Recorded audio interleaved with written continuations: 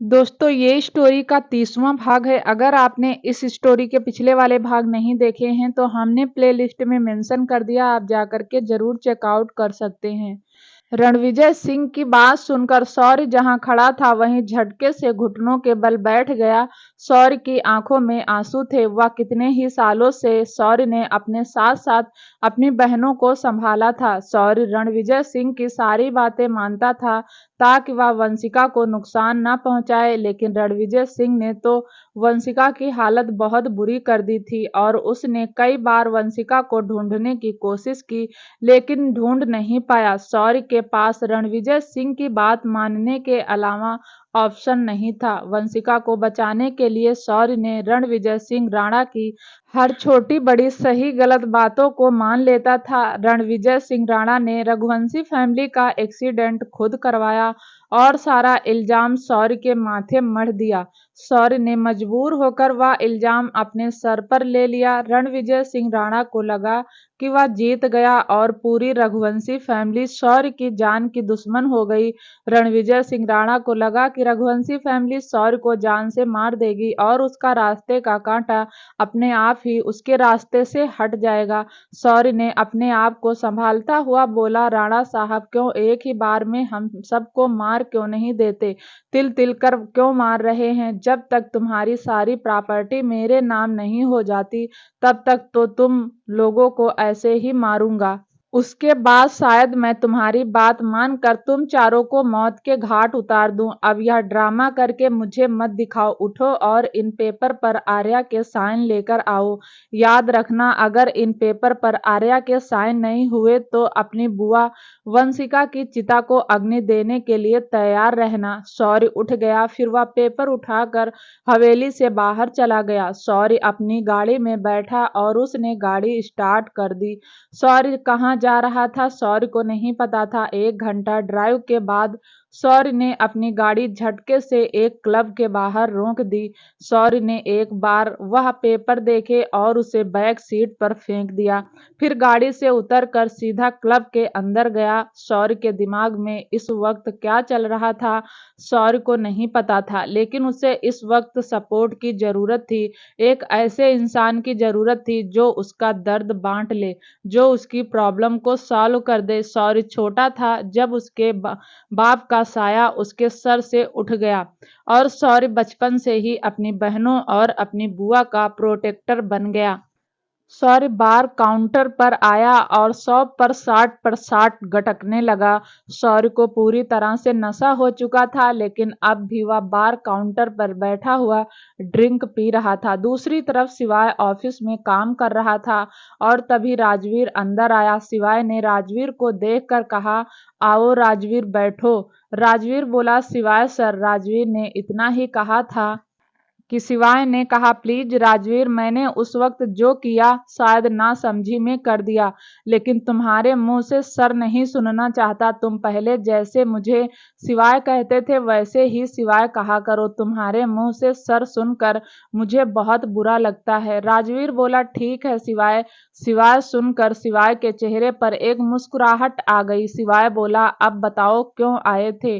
राजवीर ने एक फाइल शिवाय की टेबल पर रखते हुए कहा, चाचू सही कह रहे हैं। शौर्य का इस एक्सीडेंट से कोई लेना देना नहीं है। जब एक्सीडेंट हुआ तब शौर्य बेंगलुरु में था। उसकी फ्लाइट उसी दिन लैंड हुई थी। एक्सीडेंट रात के 11 बजे हुआ और शौर्य की फ्लाइट 10 बजे लैंड हुई। एयरपोर्ट से एक्सीडेंट की जगह पहुंचने में कम से कम 1.5 घंटा लगता है। पॉसिबल ही नहीं है कि यह एक्सीडेंट शौर्य ने किया। मुझे सारा शक रणविजय सिंह राणा पर है। मुझे भी लगता है कि रणविजय सिंह राणा ने ही हमारे परिवार को मारा है, पर मेरे पास सबूत नहीं है। जिस दिन सबूत हाथ लग जाएगा उसी दिन रणविजय सिंह राणा का इस धरती पर आखिरी दिन होगा। शिवाय अपने गुस्से को कंट्रोल करता हुआ बोला। तभी राजवीर का फोन वाइब्रेट हुआ। राजवीर ने अपना फोन चेक किया और फिर शिवाय को देखकर कहा, शौर्य इस वक्त क्लब में ड्रिंक कर रहा है। अबे दिन में ही शुरू हो गया। शिवाय माथे पर हाथ मारता हुआ बोला। शिवाय फिर अपने चेयर पर खड़ा हुआ और राजवीर को देखकर बोला, चलो लेकर आते हैं उसे, हो ना हो बहुत परेशान है तभी ड्रिंक कर रहा है वरना वह ड्रिंक नहीं करता। शिवाय और राजवीर दोनों ही ऑफिस से निकल गए। कुछ मिनट ड्राइव करने के बाद राजवीर ने गाड़ी क्लब के बाहर रोक दी। दोनों उतरकर क्लब के अंदर गए। दोनों ने देखा शौर्य अपने होश में नहीं है, फिर भी शॉट पर शॉट गटक रहा है। शिवाय जल्दी से शौर्य के पास जाकर उसके हाथ से गिलास लेकर बोला, बस कर शौर्य, कितना पिएगा, आज तो दिन में शुरू हो गया। शौर्य ने अपनी नशे भरी आंखों से शिवाय को देखकर कहा, आ गया तू, तुझे भी टॉर्चर करना है, तू भी कर ले। साले, फांसी दे दे मुझे, मैं तुझे टॉर्चर नहीं करने आया हूँ, अपने साथ ले जाने आया हूँ, चल खड़ा हो। शिवाय शौर्य को सहारा देते हुए बोला। शौर्य ने शिवाय को जताते हुए कहा, मैं कहीं नहीं जा रहा, मैं कहीं नहीं जाऊंगा, मुझे कुछ काम है। इतना कहकर शौर्य 2 कदम ही चला था कि लड़खड़ा गया। शौर्य गिर जाता उससे पहले ही राजवीर और शिवाय ने उसे संभाल लिया। शिवाय ने शौर्य को सहारा देकर कहा, क्या हुआ, कौन सी टेंशन है जो तुझे खाए जा रही है, अपने दिल की बात खुलकर क्यों नहीं बताता। शौर्य नशे में बोला, क्या बताऊं तुझे, मुझ पर यकीन ही नहीं था, तूने तो बिना सोचे समझे मेरी आर्या को टॉर्चर किया, मैंने उसे टॉर्चर किया, लेकिन आज वह हंसती खेलती मुस्कुराती है तो मेरी वजह से ही, मानता हूँ मुझसे गलती हो गई, अब क्या तुम मुझे ताने मारते रहोगे। शिवाय ने भी अपनी सफाई देते हुए कहा। शौर्य बोला, मैं कौन होता हूँ किसी को ताने मारने वाला, मेरी तो खुद की जिंदगी झंड हो गई है, तू मेरा इकलौता दोस्त था, तू भी मुझे समझ नहीं पाया, तूने भी जी भरकर मुझे परेशान किया। शौर्य नशे की हालत में शिवाय से थोड़ा दूर हुआ और फिर अपनी उंगली से पॉइंट करता हुआ बोला, तुझे लगा भी ऐसे कि मैं तेरी फैमिली को मारूंगा, तूने सोचा भी कैसे कि वह एक्सीडेंट मैंने किया होगा। साले, इतना बड़ा कांड करके मैं क्या जिंदा रहता, खुद को मार नहीं लेता। तुझे हमारी दोस्ती पर बिल्कुल भी यकीन नहीं था, क्या करता, तूने ही पुलिस के सामने अपना गुनाह कबूल किया था ना। शिवाय हल्के गुस्से में बोला। शौर्य ने शिवाय की कॉलर को कसकर पकड़ लिया और गुस्से में बोला, साले, कल को मैं कहूंगा मैं अमेरिका के राष्ट्रपति को मार दिया तो क्या तू मान लेगा, तेरे अंदर खुद का दिमाग नहीं है, तू मेरा बचपन का दोस्त है, फिर भी तुझे मेरी बात पर यकीन नहीं आया, एक बार नहीं सोचा कि शौर्य ऐसा नहीं कर सकता। शौर्य बोलता बोलता गिरने लगा, लेकिन शौर्य के गिरने से पहले ही शिवाय ने उसे गले लगाकर कहा, अच्छा, मैंने मान लिया कि तूने कुछ नहीं किया, मुझसे गलती हो गई, माफी मांगता हूँ, अब चल यहाँ से। शिवाय शौर्य को संभालता हुआ क्लब से बाहर ले आया और शौर्य ने नशे में गुनगुनाता रहा, या दोस्ती हम नहीं तोड़ेंगे, या दोस्ती हम नहीं तोड़ेंगे। और फिर अचानक ही शिवाय को धक्का देकर बोला, साले, तूने तो। शिवाय को गुस्सा आ गया और उसने शौर्य को पकड़कर बोला, एक तो तूने दिन में भी पीने लगा है और ऊपर से ऐसी उल्टी सीधी हरकतें भी कर रहा है, चल यहाँ से। शिवाय ने गुस्से में शौर्य को गाड़ी में बिठाया और वहां से लेकर चला गया। 1 घंटा ड्राइव करने के बाद राजवीर ने गाड़ी रजावत हाउस के बाहर रोक दी। शिवाय राजवीर दोनों शौर्य को संभालते हुए घर के अंदर ले आए। वरदान ने जब शौर्य की हालत को देखा तो उसे बहुत दुख हुआ। फिर वरदान ने हैरानी से शिवाय की तरफ देखकर कहा, इतनी सुबह सुबह पी ली है, हाँ देख लो, रात तक का इंतजार नहीं हुआ इससे, क्लब से उठाकर लाया हूँ। शिवाय शौर्य को अंदर ले जाता हुआ बोला। शिवाय शौर्य को कमरे की तरफ ले जा रहा था, लेकिन राजवीर वरदान के पास रुक गया। राजवीर ने वरदान को देखकर कहा, ऐसा नहीं है रजावत साहब, शौर्य पीता नहीं है, लेकिन जब बहुत ज्यादा परेशान होता है, टेंशन होती है या किसी चीज को लेकर अंदर ही अंदर घुट रहा होता है, तभी पीता है, शायद आज भी किसी बात को लेकर परेशान है, इसीलिए उसने ड्रिंक कर ली। वरदान बड़ी हैरानी से राजवीर की बातें सुन रहा था। सच था, राजवीर बहुत समझदार था। वरदान बोला, राजवीर, तुम शौर्य को बहुत अच्छे से जानते हो ना। राजवीर बोला, हाँ, वह मैं दिव्यांश, शिवाय और शौर्य का सीनियर था, हमने साथ में बहुत वक्त बिताया है। वरदान ने सीटिंग एरिया की तरफ इशारा करते हुए कहा, आओ राजवीर, बैठो। राजवीर और वरदान बैठ गए। वरदान ने पूछा, हीर कैसी है। राजवीर, मुझे पूछना तो नहीं चाहिए क्योंकि मैं जानता हूँ हीर हर्षवर्धन के साथ खुश होगी। फिर भी अगर तुम्हारे मुंह से सुन लूंगा तो मुझे संतुष्टि मिल जाएगी। सिंड्रेला चाची बहुत ठीक हैं, राजवीर ने हल्का सा मुस्कुराकर कहा। दोनों बातें कर रहे थे तभी शिवाय चिल्लाया, राजवीर। राजवीर और वरदान भागते हुए शौर्य के कमरे की तरफ गए। दोनों ने कमरे को देखा तो दोनों के चेहरे पर एक मुस्कान आ गई। शिवाय शौर्य को देखकर इरिटेट होकर बोला, साले जब मिलती नहीं है तो पीता क्यों है? शौर्य बेसुध सा सोफे पर बैठा था और उसने शिवाय के ऊपर उल्टी कर दी थी, जिसे देखकर शिवाय बहुत ज्यादा इरिटेट हो चुका था। इसलिए उसने इरिटेट होकर राजवीर को आवाज लगाई। राजवीर। वरदान ने जैसे ही शिवाय को देखा दोनों को हंसी आ गई। शिवाय ने गुस्से में राजवीर को देखकर कहा, सीनियर हंस क्यों रहे हो, मेरी हेल्प करो। फिर शिवाय ने शौर्य के सिर पर मारकर कहा, इस साले का हमेशा का नाटक है, पी लेता है और फिर उल्टी कर देता है। जब इससे पी नहीं जाती तो पता नहीं क्यों पीता है। क्या हालत कर दी इसने मेरी। राजवीर बोला, सॉरी शिवाय, इस मामले में मैं तुम्हारी कोई हेल्प नहीं कर सकता। फिर उसने वरदान की तरफ देखकर इशारा किया, चलिए रजावत साहब, हम चलकर नीचे बैठते हैं, शिवाय आराम से शौर्य को संभाल लेगा। शिवाय हैरानी से राजवीर और वरदान को जाते हुए देख रहा था। शिवाय ने गुस्से से फिर शौर्य को देखा। शौर्य उल्टी करके खुद को पूरी तरीके से गंदा कर लिया था। शिवाय शौर्य को देखकर इस वक्त बहुत ज्यादा इरिटेट हो रहा था। फिर वह गुस्से में बोला, तुम राजपूत को संभालने की जिम्मेदारी क्या हम रघुवंशी ने ले रखी है? बहन को भी मैं संभालूं, भाई को भी मैं संभालूं। शिवाय खुद में ही बड़बड़ाता हुआ वॉशरूम में चला गया। शिवाय वॉशरूम में पहले खुद नहाकर आया, फिर वह जैसे तैसे शौर्य को पकड़कर वॉशरूम ले गया। शिवाय ने शौर्य को अच्छे से साफ किया, फिर उसे शावर देने में हेल्प की। शिवाय यह सब करता हुआ बहुत इरिटेट हो रहा था, फिर भी अपनी दोस्ती के चलते उसने शौर्य की इतनी हेल्प की कि शिवाय ने शौर्य को नहलाकर बाथरोब पहना दिया और फिर बेड पर आकर लेटा दिया। शौर्य भी हल्के नशे में था, लेटते ही सो गया।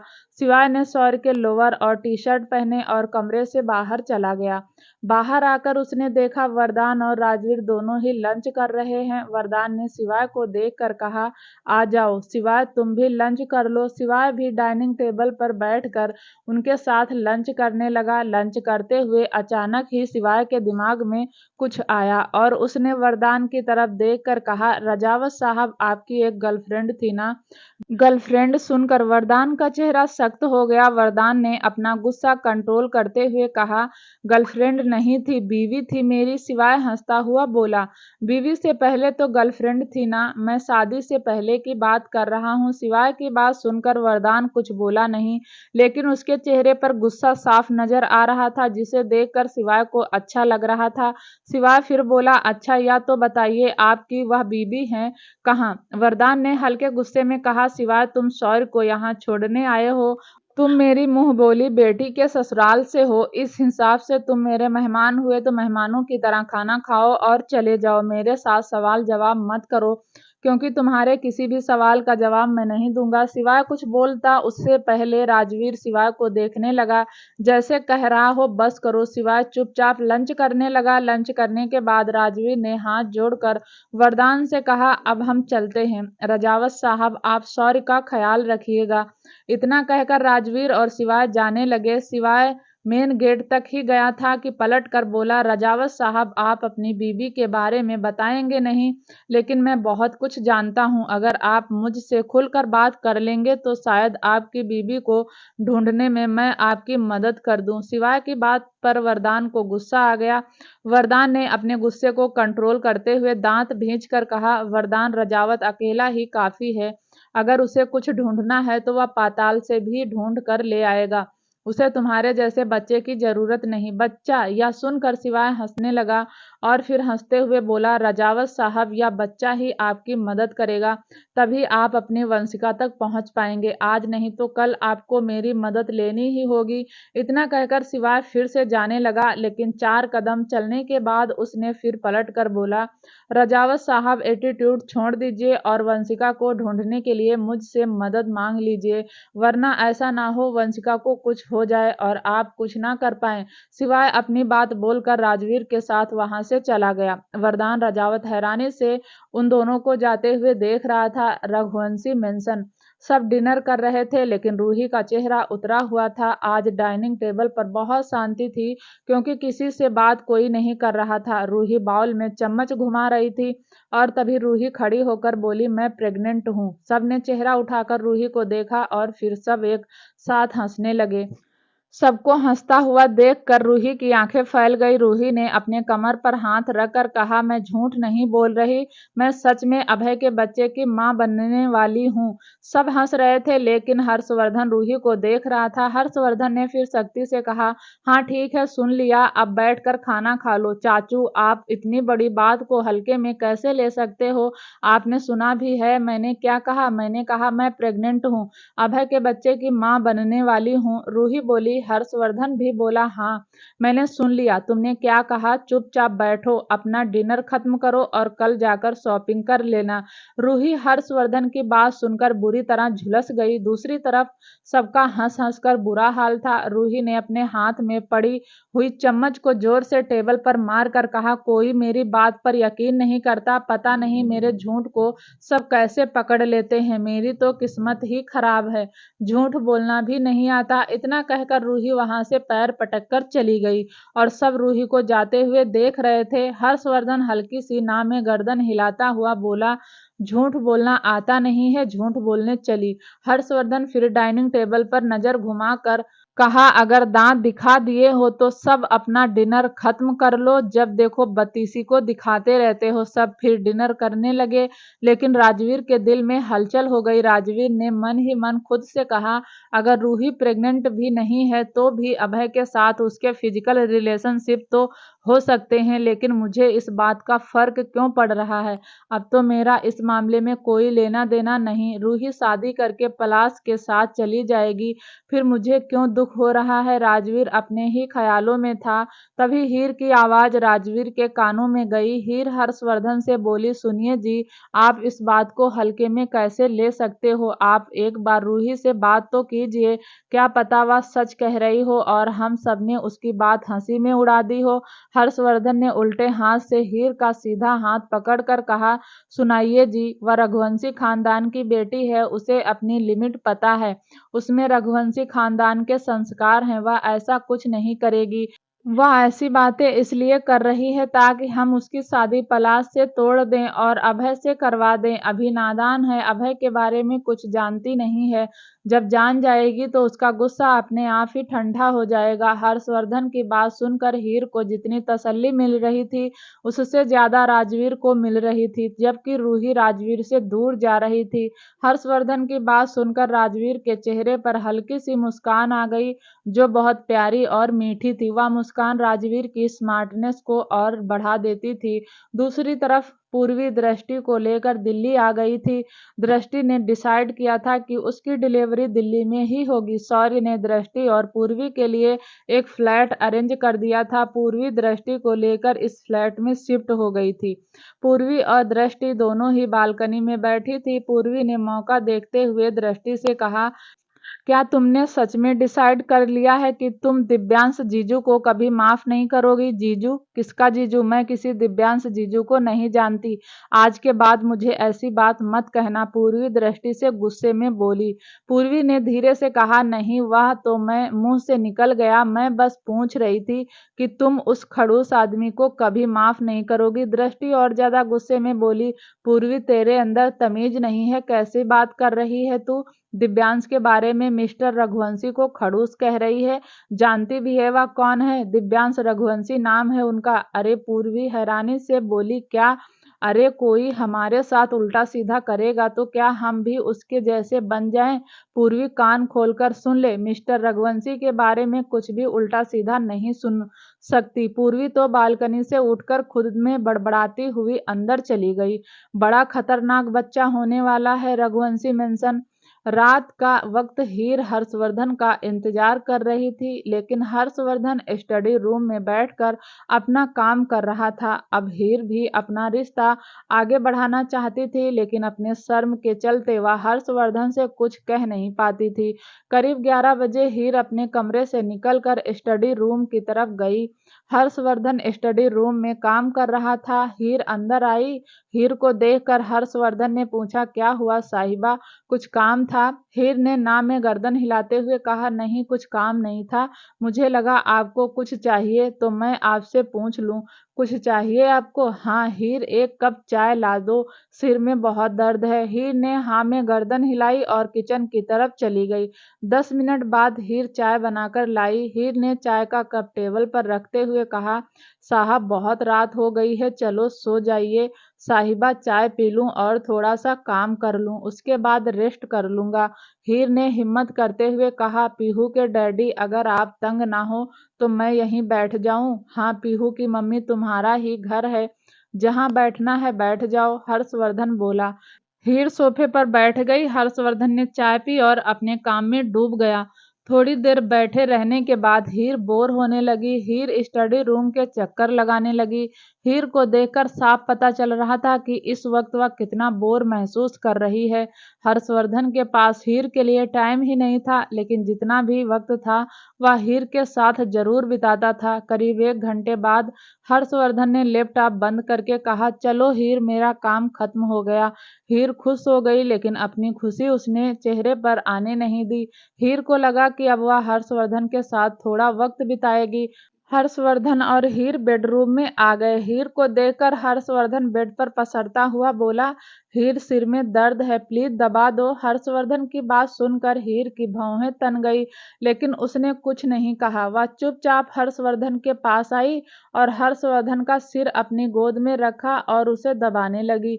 हीर बहुत गुस्से में हर्षवर्धन का सिर दबा रही थी, जबकि हर्षवर्धन को तो सिर दबाकर मजा आ रहा था। हर्षवर्धन ने महसूस ही नहीं किया कि हीर गुस्से में उसका सिर दबा रही है। करीब 10 मिनट बाद हर्षवर्धन बोला, हीर तुम सच में बहुत अच्छा सिर दबाती हो। हर्षवर्धन की बात सुनकर हीर का मुंह बन गया, लेकिन उसने कुछ न कहा ही नहीं। अपनी शर्म के चलते वह हर्षवर्धन से कुछ कहती नहीं थी, बस पूरा दिन हर्षवर्धन का इंतजार करती थी। रात को भी हर्षवर्धन स्टडी रूम में अपने लैपटॉप के साथ बिजी रहता था। धीरे धीरे हर्षवर्धन सो गया। हर्षवर्धन को देखकर हीर की आंखों से एक आंसू गिर गया। हीर भी हर्षवर्धन के पास आकर लेट गई। हीर हर्षवर्धन से दूरी बनाकर लेटी थी। हीर थोड़ी देर तक हर्षवर्धन का चेहरा देखती रही, फिर उसने हर्षवर्धन की तरफ से करवट ले ली। अब हीर की कमर हर्षवर्धन की तरफ थी। थोड़ी देर बाद हीर को अपनी कमर पर हर्षवर्धन का हाथ महसूस हुआ। हर्षवर्धन ने नींद में हीर को कमर से पकड़कर अपनी तरफ खींचा। हीर को बाहों में भरकर सो गया। सुबह जब हर्षवर्धन की आंख खुली तो वह बेड पर अकेला था। हर्षवर्धन उठकर वॉशरूम में चला गया। हर्षवर्धन तैयार होकर नीचे आया तो हीर पूजा कर रही थी। उसने अभी अभी अपने गोविंद को भोग लगाया था। हीर हाथ जोड़कर मेंशन के मंदिर में खड़ी थी। तभी हर्षवर्धन ने उसे पीछे से गले लगाते हुए कहा, गुड मॉर्निंग पीहू की मम्मी। हीर खुद को हर्षवर्धन की बाहों से छुड़वाते हुए बोली, पीहू के डैडी क्या कर रहे हो? मैं पूजा कर रही हूँ, छोड़ो मुझे। हर्षवर्धन ने अपना चेहरा हीर की गर्दन में छुपाते हुए कहा, मैं भी तो अपने प्यार की पूजा कर रहा हूँ। हीर बोली, सुनिए जी, छोड़ दीजिए, घर में बड़े बड़े बच्चे हैं, देखेंगे तो क्या सोचेंगे। सुनाइए जी, इतनी मासूमियत कहाँ से लाई हो? हर्षवर्धन तो तुम्हारी इस मासूमियत पर फिदा हो गया। हर्षवर्धन की इतनी मीठी बातें सुनकर हीर के चेहरे पर मुस्कान आ गई और उसके गाल शर्म से लाल हो गए। हीर बोली, अब छोड़िए, नाश्ता कर लीजिए। हर्षवर्धन ने हीर को अपनी तरफ घुमाकर कहा, हीर तुम मुझसे नाराज हो? हीर ने ना में गर्दन हिलाते हुए कहा, साहब आपसे नाराज होकर कहाँ जाऊंगी। साहिबा, जो तुम बोलती नहीं हो वह मैं समझता हूँ। हर्षवर्धन ने हीर के गाल को हाथ लगाकर कहा। हीर ने नजरें झुका ली और वह अपनी हकलाती जुबान में बोली, क्या समझ आता है आपको? हर्षवर्धन ने हीर के गाल को चूम लिया और जैसे ही कुछ बोलने के लिए मुंह खोला, सिवाय जो सिटिंग एरिया में बैठा हुआ एप्पल उछाल रहा था, वह तेज आवाज में बोला, राम राम राम। सुबह सुबह मैंने क्या देख लिया? सिवाय की आवाज सुनकर हीर जल्दी से हर्षवर्धन से दूर हुई और किचन में चली गई। हर्षवर्धन घूर कर सिवाय को देख रहा था। सिवाय हंसता हुआ बोला, लगता है चाचू जान को गुस्सा आ गया। चाचू के रोमांस में मैंने दखल अंदाजी जो कर दी। थोड़ी देर बाद सब डाइनिंग टेबल पर नाश्ता कर रहे थे, तभी हर्षवर्धन का फोन वाइब्रेट हुआ। हर्षवर्धन ने अपना फोन चेक करके कहा, आज पलाश का बर्थडे है, मिस्टर और मिसेज आहूजा ने हम सबको इनवाइट किया है, शाम को सब रेडी हो जाना, हम सब पार्टी में चलेंगे। विराज बोला, चाचू मैं नहीं जाऊंगा, प्लीज मुझे जाने के लिए मत कहिएगा। वीरा झट से बोली, मैं भी जाऊंगी और आप भी जाएंगे चाचू, हम दोनों जाएंगे। विराज ने वीरा को देखकर कहा, तुमने क्या मेरी बात काटने की कसम खा रखी है? अगर मैं नहीं जाना चाहता हूँ तो भी नहीं जाना चाहता हूँ। तुम क्यों जिद कर रही हो? पर मैं जाना चाहती हूँ। जब तक आप ठीक नहीं होते मैं सारी बड़ी बड़ी पार्टी अटेंड करना चाहती हूँ। मुझे उस पार्टी में कंपनी देने के लिए आप चलेंगे, समझे? वीरा ने विराज को चाकू दिखाते हुए कहा। हर्षवर्धन के चेहरे पर एक मीठी सी मुस्कान आ गई। हर्षवर्धन विराज को देखकर बोला, अब तुम्हारे पास वीरा ने सेकंड ऑप्शन नहीं छोड़ा, इसलिए तुम्हें भी जाना होगा। रूही कुछ नहीं बोली, चुपचाप नाश्ता कर रही थी। तभी शिवाय ने उसे छेड़ते हुए कहा, क्या बात है रूही, तुमने जाने के लिए मना नहीं किया? रूही गुस्से में बोली, मैं मना करूंगी तो क्या आप सब मान जाएंगे? सबने ना में गर्दन हिला दी। रूही इरिटेट होकर बोली, तो इसीलिए ही मना नहीं किया। शाम को जब हर्षवर्धन ऑफिस से घर आया तो उसने हीर और पीहू को तैयार हुआ देखा। हीर ने रेड कलर की एक बनारसी साड़ी पहनी थी, उसके साथ हर्षवर्धन के दिए हुए डायमंड के कंगन, हाथों में बड़े बड़े झुमके, गले में पतली चेन और मंगलसूत्र, माथे पर रेड कलर की छोटी सी बिंदी, मांग में भरकर सिंदूर लगाया था, बालों का जूड़ा बनाया हुआ था। हर्षवर्धन की नजर हीर पर ही टिक गई। हीर मिरर में देखकर पीहू के बाल बना रही थी, उसका ध्यान हर्षवर्धन पर नहीं था, जबकि हर्षवर्धन पिछले 10 मिनट से गेट पर खड़ा होकर हीर को ही निहार रहा था। पीहू ने भी पिंक कलर का प्रिंसेस फ्रॉक पहना था, जिसमें पीहू भी बहुत प्यारी और क्यूट लग रही थी। पीहू ने मिरर के अंदर हर्षवर्धन को देखकर पलट कर कहा, डैडी आप आ गए। पीहू जल्दी से स्टूल से उतरी और हर्षवर्धन के पास चली गई। हर्षवर्धन ने पीहू को गोद में उठा लिया। हर्षवर्धन बोला, क्या बात है, आज तुम माँ बेटी बहुत खूबसूरत लग रही हो। पीहू ने हर्षवर्धन के गाल पर किस करके कहा, थैंक यू डैडी। पीहू ने फिर हीर को देखकर कहा, मम्मा आप भी डैडी को थैंक यू बोलो। हर्षवर्धन को ऐसे देखकर हीर की तो दिल की धड़कन डबल स्पीड से भाग रही थी। उसकी हिम्मत हर्षवर्धन की तरफ देखने की नहीं थी, फिर भी उसने नजर झुकाकर कहा, थैंक यू साहब। हर्षवर्धन ने पीहू को गोद से उतार कर कहा, जाओ देकर आओ तुम्हारे राजवीर भैया तैयार हुए कि नहीं। पीहू कमरे से बाहर चली गई। हर्षवर्धन 4 कदम चलकर हीर के पास आया। हर्षवर्धन ने अपना एक हाथ हीर की कमर पर रखकर खुद से सटा लिया, फिर एक हाथ से हीर के चेहरे को ऊपर उठाकर कहा, साहिबा कितना सूखा सूखा थैंक यू। हर्षवर्धन ने अपने अंगूठे से हीर के होठों को रब करते हुए कहा, सच में तुम इस वक्त स्वर्ग से उतरी हुई अप्सरा लग रही हो। तभी कमरे के बाहर से शिवाय की आवाज आई, अप्सरा के पति आप भी तैयार हो जाओ, ऐसा ना हो पार्टी में लेट हो जाएं। जब देखो सुबह शाम रोमांस ही सूझता रहता है। हर्षवर्धन इरिटेट होकर अपना सिर हीर के कंधे पर रख कर बोला, कुछ तो मेरे पास टाइम नहीं होता और कुछ या कंजर मुझे परेशान करके रखते हैं, या सिवाय हमारे घर में क्यों रहता है। हर्षवर्धन ने फिर हीर के माथे को चूमकर कहा, मैं भी तैयार होकर आता हूँ, तब तक तुम नीचे चलो। हर्षवर्धन वॉशरूम में चला गया। हर्षवर्धन के जाते ही हीर उदास हो गई। हीर को भी अब हर्षवर्धन का साथ चाहिए था, और सच था वह साथ हीर को मिल नहीं रहा था। हीर चुपचाप कमरे से निकलकर नीचे सिटिंग एरिया में आ गई। दूसरी तरफ शिवाय ब्लैक सूट पहनकर तैयार हो गया था। शिवाय बालकनी में खड़ा हुआ अपने फोन की स्क्रीन को स्क्रॉल कर रहा था। थोड़ी देर बाद अपने फोन में बिजी रहने के बाद शिवाय अंदर आया। शिवाय ने जैसे ही आर्या को देखा उसकी आंखें खुली की खुली रह गई। आर्या ने रेड कलर की नेट की साड़ी पहनी थी। आर्या ने बाल खुले किए हुए थे, कानों में डायमंड के झुमके पहने हुए थे, गले में शिवाय की पहनाई हुई चैन। शिवाय ने आर्या को देखा तो देखता ही रह गया। सच में आर्या आज बहुत खूबसूरत लग रही थी। ऐसे तो शिवाय ने आर्या को कई बार देखा था, लेकिन रेड कलर में पहली बार देख रहा था। शिवाय धीरे से आर्या के पास आया। उसने आर्या को गले लगाकर कहा, ए छुईमुई, तुम मुझे कभी छोड़कर तो नहीं जाओगी? आर्या ने ना में ही गर्दन हिला दी। शिवाय ने आर्या के माथे पर किस किया और आर्या का हाथ पकड़कर कमरे से बाहर की तरफ आने लगा। लेकिन तभी उसने नोटिस किया कि आर्या बार बार अपनी साड़ी संभाल रही है। शिवाय ने आर्या के पैरों की तरफ देखा तो आर्या ने ठीक से साड़ी नहीं पहनी थी। शिवाय ने भी ना समझी में कहा, छुई मुई, यह साड़ी यहाँ से निकाल क्यों रही हो? आर्या ने इशारों में कहा, मुझे साड़ी पहननी नहीं आती, यूट्यूब पर देखकर पहनी है। वह पहनानी भी तो मुझे नहीं आती, लेकिन चलो यूट्यूब पर देखकर तुम्हें पहना देता हूँ, शिवाय बोला। शिवाय आर्या को लेकर फिर से कमरे के अंदर आया। उसने आर्या को मिरर के सामने खड़ा किया, फिर यूट्यूब में देखकर बहुत अच्छी तरीके से आर्या को साड़ी पहना दी। शिवाय ने फिर आर्या को देखकर खुश होकर कहा, मानना पड़ेगा छुई मुई, तुम्हारे पति को देखो, तुम्हारे पति ने तुम्हें कितने अच्छे से साड़ी पहनाई है।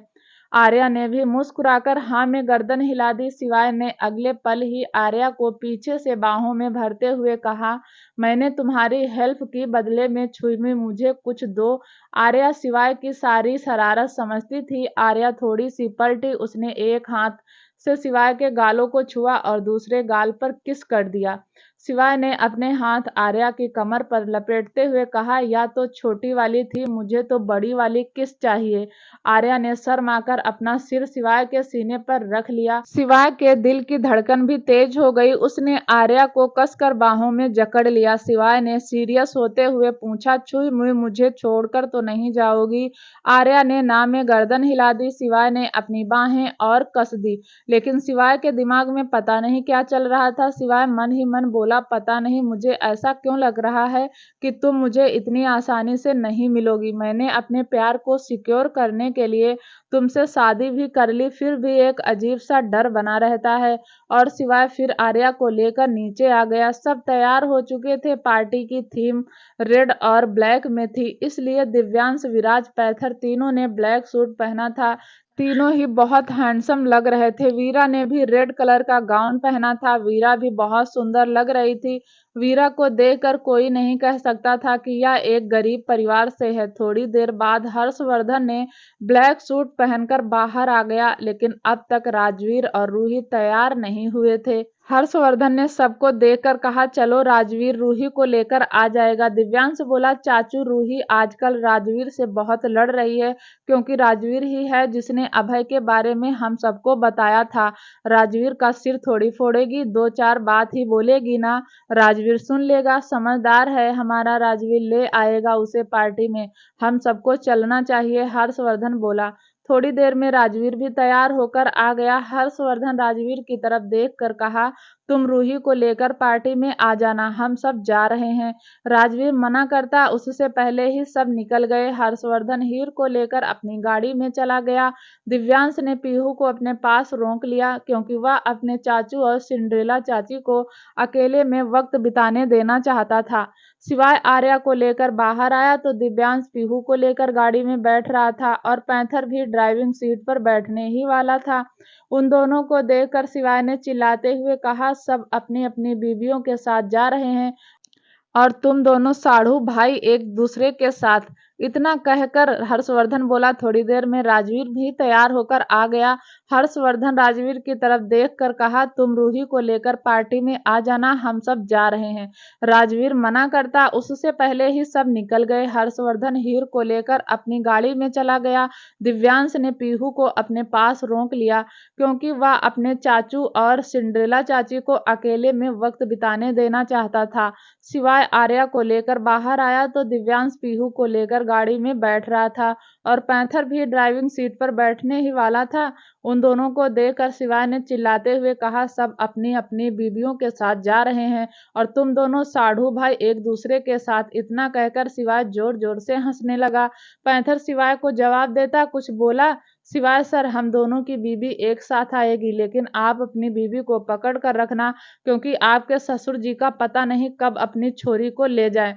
यह सुनकर दिव्यांश हंसने लगा और सिवाय गुस्से में आ गया। हर्षवर्धन, जो कि अभी अभी हीर का हाथ पकड़कर मेंशन से बाहर आ रहा था, वह सिवाय को देखकर बोला, गुस्सा क्यों हो रहा है? जैसी करनी वैसी भरनी। वैसे भी दिव्यांश भी तो तेरा साढ़ू है और साढ़ू भाई की बात का बुरा नहीं मानते। हर्षवर्धन की बात सुनकर सब हंसने लगे। तभी वीरा भी विराज की व्हील चेयर लेकर आ गई। सब अपने अपने गाड़ी में बैठे और निकल गए। राजवीर ना चाहते हुए भी सिटिंग एरिया में चक्कर लगाता हुआ रूही का इंतजार कर रहा था। तभी उसकी नजर सीढ़ियों पर पड़ी, जहां से रूही तैयार होकर नीचे आ रही थी। रूही ने एक सिंपल सा रेड कलर का फ्रॉक सूट पहना था, जिसका फ्लेयर बहुत ज्यादा था। रूही का वह फ्रॉक सूट एंकल लेंथ तक था। रूही ने साइड में एक हैवी दुपट्टा दिया हुआ था। होठों पर रेड लिपस्टिक, बाल खुले हुए थे, कान में एक इयररिंग पहना हुआ था और दूसरा इयररिंग पहनते हुए नीचे आ रही थी। राजवीर की नजर तो रूही पर ही टिक गई। वह तो जैसे रूही को देखकर सांस लेना ही भूल गया। रूही ट्रेडिशनल ड्रेस कम ही पहनती थी, लेकिन जब पहनती थी तो कयामत लगती थी। राजवीर उस कयामत को बिना पल के झपकाए निहारे जा रहा था। रूही कब सीढ़ियों से चलती हुई राजवीर के पास आ गई, राजवीर को इस बात का भी ध्यान नहीं रहा। रूही राजवीर को देखकर बोली, राजवीर तुम या इयररिंग पहना दोगे? राजवीर ने सुना ही नहीं, क्योंकि उसका तो पूरा ध्यान रूही को निहारने में था। रूही ने थोड़ा तेज आवाज में फिर कहा, राजवीर तुमसे कह रही हूँ, क्या तुम इयररिंग्स पहना दोगे? राजवीर अब अपने होश में आया। राजवीर बोला, हाँ मैम पहना दूंगा। राजवीर ने इयररिंग्स लिया और रूही को पहनाने लगा। रूही को तो कुछ महसूस नहीं हो रहा था, लेकिन राजवीर के रोंगटे खड़े हो गए। राजवीर के हाथ कांप रहे थे। रूही को छूने से राजवीर की बॉडी में सिरहन सी दौड़ रही थी। उसे एक अजीब सी घबराहट महसूस हो रही थी। तभी राजवीर ने मन ही मन खुद से कहा, क्या कर रहा है राजवीर? 4 गुंडों को ऐसे ही पीट देता है और यह 4 इंच का झुमका तुमसे पहनाया नहीं जा रहा है? तेरे हाथ कांप रहे हैं। तू तो सच में बहुत सीधा है यार। राजवीर ने जैसे तैसे अपनी घबराहट को कंट्रोल किया और रूही को झुमका पहना दिया। रूही झुमका पहनकर बाहर आ गई। बाहर उसने देखा सब जा चुके थे। रूही बोली, सब चले गए। राजवीर बोला, हाँ आपका इंतजार कर रहे थे, लेकिन आप तैयार होने में लेट हो गई, इसलिए चाचू ने मुझे आपको लाने के लिए कहा है। रूही हल्के गुस्से में बोली, क्या देख रहे हो? गाड़ी का गेट खोलो। राजवीर ने गाड़ी की फ्रंट सीट का गेट खोल दिया। रूही ने गुस्से में गाड़ी का गेट बंद करके कहा, मैं कोई तुम्हारी गर्लफ्रेंड या बीवी नहीं हूँ जो तुम्हारे साथ आगे बैठूंगी। तुम हमारे घर में सिर्फ एक बॉडीगार्ड हो। तुम्हें तुम्हारी औकात पता होनी चाहिए। रूही की बात सुनकर राजवीर भी थोड़ा सा उदास हो गया। फिर उसने बैक सीट का गेट खोल दिया। रूही बैक सीट पर बैठ गई और राजवीर ड्राइविंग सीट पर बैठ गया। करीब 10 मिनट बाद ड्राइव करने के बाद रूही बोली, गाड़ी साइड में लगाओ। राजवीर ने गाड़ी साइड में लगा दी। रूही गाड़ी से उतरी और फ्रंट सीट पर बैठ गई। राजवीर के चेहरे पर हल्की सी मुस्कान आ गई। रूही राजवीर को देखकर बोली, ज्यादा खुश होने की जरूरत नहीं है। सिवाय भाई तुम्हें बॉडीगार्ड से ज्यादा मानते हैं, इसलिए मैं बैठ गई। दूसरी तरफ हर्षवर्धन ड्राइव कर रहा था और हीर हर्षवर्धन के पास ही बैठी थी। हीर की नजर बार बार हर्षवर्धन पर जा रही थी। हीर चोर नजरों से हर्षवर्धन को देख रही थी। हर्षवर्धन ने यह बात नोटिस कर ली थी। हर्षवर्धन ड्राइव करता हुआ बोला, साहिबा तुम मुझे ऐसे क्यों देख रही हो? जी नहीं, मैंने तो आपको नहीं देखा, हीर ने हकलाते हुए कहा। हर्षवर्धन फिर से मुस्कुराकर बोला, पीहू की मम्मी झूठ मत बोलो। तुम्हारे चेहरे पर साफ दिख रहा है कि तुम झूठ बोल रही हो। बताओ मुझे क्यों देख रही थी? हीर अपनी नजर चुराते हुए बोली, नहीं बस वह आज आप मैं क्या बोलूं? अपनी बात पूरी करो। हर्षवर्धन गियर चेंज करता हुआ बोला। हीर अपनी हकलाती हुई जुबान से बोली, नहीं कुछ नहीं कहना। हर्षवर्धन ने गाड़ी सड़क के किनारे रोक दी और फिर हीर को देखकर कहा, जो कहना है कह दो। हीर ने ना में गर्दन हिला दी। हर्षवर्धन ने अपना एक हाथ हीर के गाल पर रखकर कहा, जब तक तुम अपने दिल की बात नहीं कहोगी या गाड़ी स्टार्ट नहीं होगी। हीर नजर झुकाकर धीरे से बोली, तो आज आप बहुत अच्छे लग रहे हैं। पीहू कहती है ना, हैंडसम लग रहे हो। सच में? हर्षवर्धन ने एक मीठी सी मुस्कान के साथ कहा। हीर ने गर्दन झुकाकर हाँ में सर हिला दिया। हर्षवर्धन धीरे धीरे हीर की तरफ झुकने लगा। हर्षवर्धन ने अपने गाल हीर के गाल से टच कर दिए और हीर ने अपनी आंखें बंद कर ली। हर्षवर्धन ने अपने होंठ हीर के गाल पर रख दिए और उसे किस कर लिया। तभी शिवाय की गाड़ी आकर हर्षवर्धन की गाड़ी के पास रुकी और शिवाय ने शीशा नीचे करके कहा, चाचू लेट हो जाएंगे, यह सब तो घर आकर भी कर सकते हो। हर्षवर्धन ने गुस्से में अपने स्टीयरिंग पर मारकर कहा, इसीलिए मुझे यह लड़का पसंद नहीं। मेरा दिव्यांश इससे कहीं ज्यादा अच्छा है और यह है एक जो मुझे कहीं भी टीज करने से नहीं मानता। शिवाय तो हंसकर अपनी गाड़ी लेकर वहां से चला गया। हर्षवर्धन ने चाबी अपनी गाड़ी में लगाई और तभी दिव्यांश की गाड़ी आकर हर्षवर्धन के पास रुकी। दिव्यांश बोला, क्या हुआ चाचू, कोई प्रॉब्लम है? हर्षवर्धन ने ना में गर्दन हिला दी। दिव्यांश की नजर हीर पर पड़ी तो दिव्यांश समझ गया। दिव्यांश अपनी गाड़ी में गियर चेंज करता हुआ बोला, चाचू थोड़े बहुत लेट भी हो जाएंगे तो कोई दिक्कत नहीं, आराम से आ जाओ। हर्षवर्धन ने अपनी गाड़ी स्टार्ट कर ली। हर्षवर्धन बोला, दिव्यांश थोड़े से गुण शिवाय को भी दे दो। कहाँ तू मेरा इतना आज्ञाकारी बच्चा और कहाँ या जिसे हर टाइम मजाक ही सूझता है। दिव्यांश हंसता हुआ बोला, चाचू उसे हर चीज बहुत आराम से मिल जाती है ना, इसलिए वह ऐसा है। उसकी लव स्टोरी में थोड़ी सी प्रॉब्लम होती तो वह ऐसा नहीं होता। इस पर हर्षवर्धन बोला, उसमें एक आदत भी है, जो चीज उसे पसंद आ गई उसे वह प्यार से जबरदस्ती से छीन के अपने पास रख लेता है। इसलिए उसकी लव स्टोरी जैसी चल रही है चलने दो, वह अपनी प्रॉब्लम से खुद फाइट कर लेगा। तेरी और मेरी सोच से कहीं आगे है उसकी सोच। दोनों ने एक दूसरे को देखकर एक मुस्कान पास की और फिर अपनी गाड़ी स्टार्ट करके चल दिए। दूसरी तरफ राजवीर गाड़ी चला रहा था।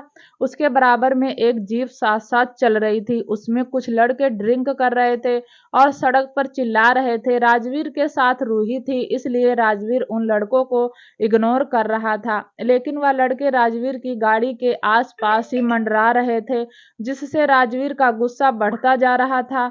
तभी वह जीप आकर राजवीर की गाड़ी के बिल्कुल सामने रुक गई। राजवीर ने अपनी गाड़ी रोक दी। राजवीर ने रूही को देखकर कहा, मैम आप यहाँ रहिए, मैं उनसे बात करके आता हूँ। राजवीर गाड़ी से उतर गया। राजवीर गाड़ी से उतरकर लड़कों के पास जा ही रहा था कि रूही भी गाड़ी से उतर गई। रूही को देखकर उन लड़कों में से एक लड़के ने कमेंट पास करते हुए कहा, hey sexy, you looking gorgeous. Rajveer ने हल्का सा पलट कर देखा तो रूही गाड़ी के बाहर थी। राजवीर दांत पीसता हुआ बोला, मैंने आपसे कहा था ना गाड़ी में बैठी रहो। इस पर उन लड़कों में से एक लड़का बोला, अरे गाड़ी में क्यों, आज हमारी जीप में बैठ जाओ, फिर देखो हम तुम्हें कहाँ कहाँ बिठाते हैं। इतना कहकर वह सारे लड़के आपस में एक शैतानी हंसी हंसने लगे। गुस्से में राजवीर की मुट्ठियां कस गई। रूही को गुस्सा आ गया और वह 20-25 कदम चलकर लड़कों के पास गई। उसने खींचकर एक चाटा उस लड़के को मार दिया। उस लड़के का चेहरा एक साइड हो गया। दूसरे लड़के ने रूही पर हाथ उठाना चाहा तो रूही ने उसका हाथ पकड़ लिया, फिर उसका हाथ झटक कर एक और चाटा दूसरे लड़के के गाल पर मार दिया। तीसरे लड़के ने गुस्से में रूही को पॉइंट करके कहा, तेरी तो। रूही ने उसे ज्यादा गुस्से में पॉइंट करके कहा, 10 मिनट अगर राजवीर के सामने टिक गए तो जहां कहोगे वहां तुम्हारे साथ चल दूंगी। रूही वापस से राजवीर के पास आई और हाथ बांध कर एटीट्यूड के साथ बोली, मैंने उन्हें 10 मिनट दिए हैं लेकिन तुम्हें 8 मिनट दे रही हूँ। 8 मिनट में इन सब की हड्डियां चटक जानी चाहिए। इन्हें ऐसे मारना कि आज के बाद किसी लड़की को इतना गंदा कमेंट पास ना करे। उनकी हड्डियां तोड़ना जो कभी जुड़ ना पाए। और मुझे ज्यादा शोर पसंद नहीं, चिल्लाने मत देना इन्हें। राजवीर ने अपनी उंगलियां चटकाते हुए कहा, 8 मिनट तो बहुत है मैम। राजवीर ने अपना कोट निकाल कर रूही की तरफ बढ़ाया तो रूही ने उसे गुस्से में देखा। मैं भूल कैसे गया, यह तो मेरी मालकिन है, यह तो मेरा कोट कभी नहीं पकड़ेंगी। राजवीर खुद में बड़बड़ाता हुआ कार के पास आया और उसने अपना कोट कार के बोनट पर रख दिया। राजवीर सीधा उन लड़कों के पास गया और बिना वार्निंग दिए घुमा कर एक पंच एक लड़के के मारा। देखते ही देखते फाइट शुरू हो गई। राजवीर ने चारों लड़कों को एक एक करके बहुत मारा। चारों लड़के राजवीर से अपनी जान की भीख मांग रहे थे, लेकिन राजवीर का गुस्सा उन चारों लड़कों पर निकल रहा था। राजवीर ने सच में 8 मिनट के अंदर उन लड़कों की हड्डियां तोड़ दी थी। राजवीर उन लड़कों को मार रहा था और रूही हाथ बांधे एटीट्यूड के साथ खड़ी थी। थी। उनमें से एक लड़का मार खाता हुआ रूही को देखता तो रूही उन्हें जीत की एक मुस्कान पास कर देती। फाइनली वह लड़के इतना समझ गए कि उन्हें अब रूही से ही माफी मांगनी चाहिए। एक लड़का भागता हुआ रूही के सामने आया और घुटनों के बल हाथ जोड़कर बोला, प्लीज दीदी माफ कर दीजिए, आज के बाद ऐसा किसी लड़की के साथ नहीं करेंगे। रूही ने हैरानी से उस लड़के की तरफ देखा। राजवीर ने उसका कॉलर पकड़कर उठाते हुए एक पंच उसके मुंह पर मारकर कहा, आज के बाद तुम इस लायक नहीं रहोगे कि किसी लड़की को इतना गंदा कमेंट पास कर सको। थोड़ी ही देर में वह चारों लड़के जमीन पर पड़े हुए दर्द से कराह रहे थे। तभी वहां पुलिस आ गई। पुलिस ने राजवीर को देखा और फिर उन लड़कों को। पुलिस ने राजवीर को डंडा दिखाते हुए कहा, तुम यहाँ मारपीट करने आए हो? राजवीर बोला, यह लड़के इस लड़की को छेड़ रहे थे। क्या रूही को प्यार होगा राजवीर से? क्या पुलिस राजवीर को ले जाएगी? क्या होगा पार्टी में? जानने के लिए प्लीज दोस्तों चैनल को लाइक शेयर सब्सक्राइब जरूर करें, ताकि जब भी वीडियो डालें आपको नोटिफिकेशन तुरंत मिले। तब तक के लिए नमस्कार, धन्यवाद।